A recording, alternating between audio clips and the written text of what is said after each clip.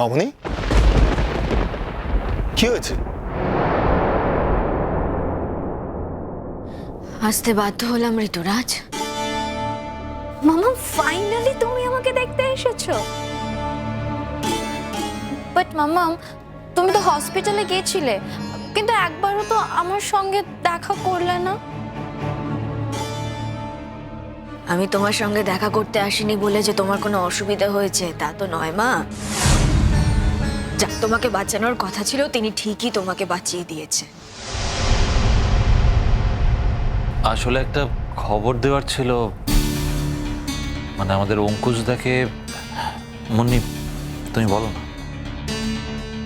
আমার দাদাভাইকে সকালবেলা থেকে পাওয়া যাচ্ছে না।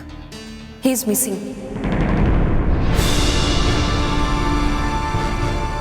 মিসিং ঠিক বলবো না, নিজে লিখেই বাড়ি থেকে চলে গেছে। He is living. সে আর ফিরবে না।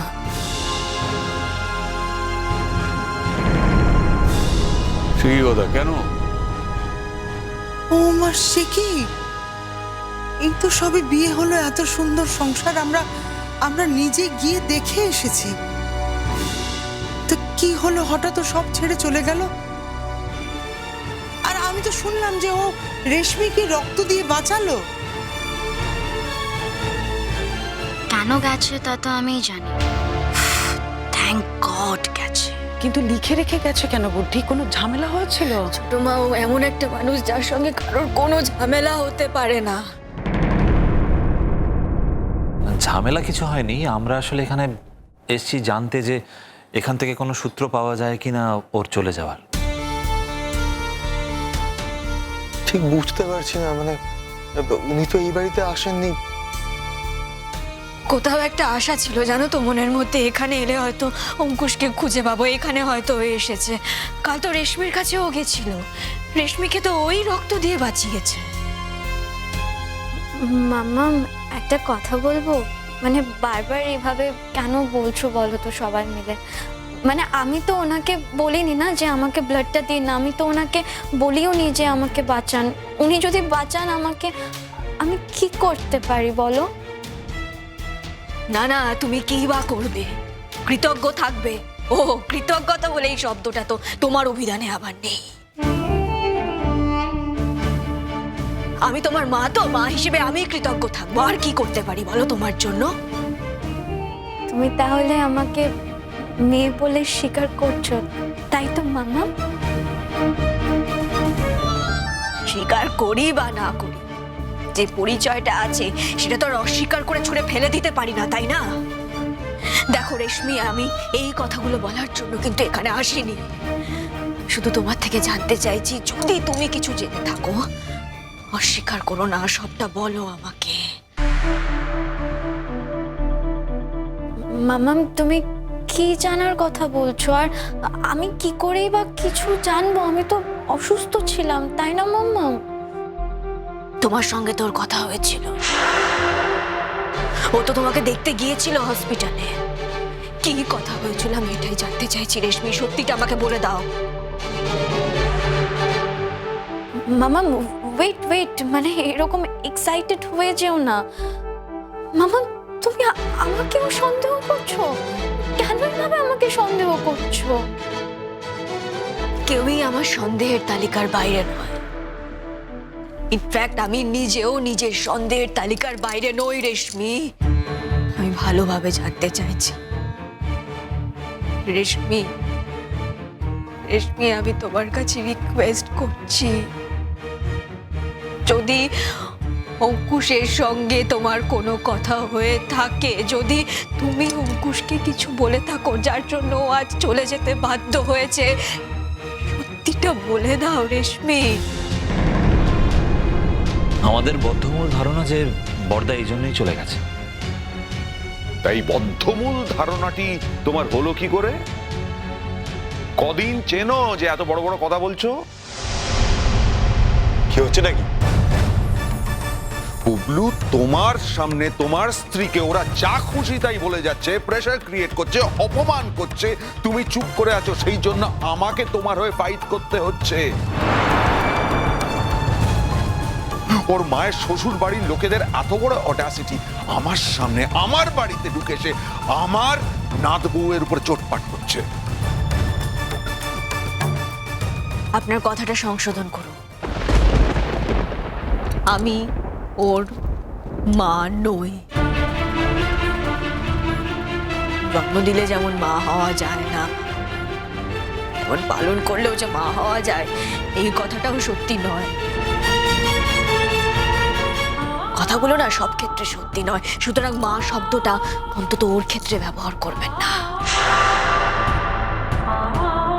মাম্মাম তুমি তো একটু আগেই বললে যে তুমি আমার মা, বললে তো। বারবার চেষ্টা করি তোমাকে মেয়ে ভাববার, কিন্তু তোমার আচরণ আমাকে বাধ্য করে।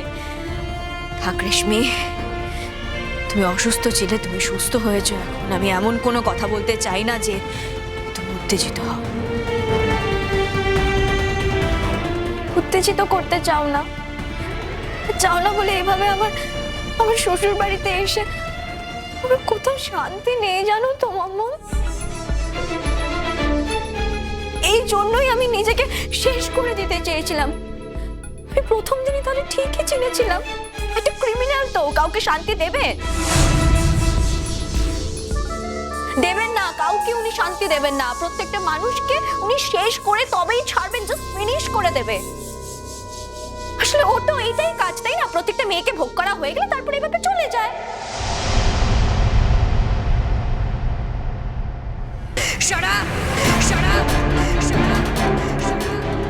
আর একটা কথাও বলবে না তুমি। আরে যা সত্যি তাই তো বলেছে। না, কোনো সত্যি বলেনি। ও কতটুকু জানে ওর সম্পর্কে, আর তুমি ওকে সাহস দিচ্ছ? ঠাকুরপো, সমস্ত মানুষ সারা জীবন কখনো এক থাকে না, সবাই নিজেকে পাল্টায়। তুমি এবার একটু নিজেকে পাল্টাও। ও যা করণীয় তা তো করবেই। আমার খারাপ লাগছে, আমার বাড়িতে যারা এসেছেন অতিথি হিসেবে তাদের আমি সম্মান দিতে পারছি না। বড় বউ, তুমি ওদের কিছু খাওয়া দাওয়ার ব্যবস্থা করো। না না জেঠুমনি, আমি কোনো খাবারই আমার গলা দিয়ে নামবে না জেঠুমনি, যতক্ষণ না অঙ্কুশকে আমি খুঁজে পাচ্ছি। আমি কিচ্ছু খেতে পারবো না, আমি সেই মানসিক অবস্থাতেই নেই। না, আমি তো এটাই বুঝতে পারছি না যে ও যেখান থেকে যাই শুনে থাকুক তোকে না জানিয়ে চলে যাবে কেন? সেটা তোর ভুল। আমার সঙ্গে তো একবার কথা অন্তত বলতে পারতো। আমি রেশমির থেকে এটাই জানতে চাই, রেশমি তুমি আমাকে সত্যি করে বলো, অঙ্কুশের সঙ্গে তোমার কোনো কথা হয়েছিল কিনা? না, আমার সঙ্গে তো কোনো কথাই হয়নি। মানে উনি এসেছিলেন আমাকে উইশ করতে, আমি থ্যাঙ্কস জানিয়েছি, দ্যাটস ইট মাম্মাম। আর ঋতুরাজ যেহেতু বলেছিল, আমাকে আগেই বলে দিয়েছিল যে উনি আমাকে ব্লাড দিয়েছেন, উনি আমাকে বাঁচিয়েছেন, এইটুকুই। রেশমি, যদি কোনো কথা হয়ে থাকে, যদি অভিমান বশত তুমি এটা বলেও থাকো যে আপনি আমার মায়ের জীবন থেকে সরে যান, তাহলেও কথাগুলো কিন্তু স্বীকার করো। তাহলে মামুনির সুবিধা হবে, না হলে কিন্তু মামুনি চিরকাল খড়ের গাদায় ছুঁচ খোঁজার মতো খুঁজে যাবে। সেই খোঁজাটা আপনি খুঁজে ঠিকই পেয়ে যাবেন, কিন্তু অনেক সময় লাগবে। সেই জন্য বলছি, যদি এরকম কিছু হয়ে থাকে রেশমি, স্বীকার করো। কি আশ্চর্য ঋতুরাজ, মানে তুমিও কি বিশ্বাস করছো না কি যে আমি ওনাকে এমন কিছু বলেছি যে উনি চলে যেতে বাধ্য হয়েছেন? মানে কি সব? আমি বলতে বাধ্য হচ্ছি কারণ সত্যিকে মিথ্যে আর মিথ্যেকে সত্যি প্রমাণ করার অভ্যেস তোমার আছে, সেটা আমি নিজের চোখের সামনে দেখেছি। আগে হলে হয়তো বিশ্বাস করতাম না, এই রিসেন্টলি কোর্টে যা দেখলাম তারপর থেকে আমি বিশ্বাস করছি। কিন্তু আমি একটা কথা কিছুতেই বুঝতে পারছি না, ছেলেটা এত বড় বোকামি করলো কেন? আর গুড্ডিকে ছেড়ে চলে গেল কি করে বলো তো? সবই আমার কপাল ছোট মা।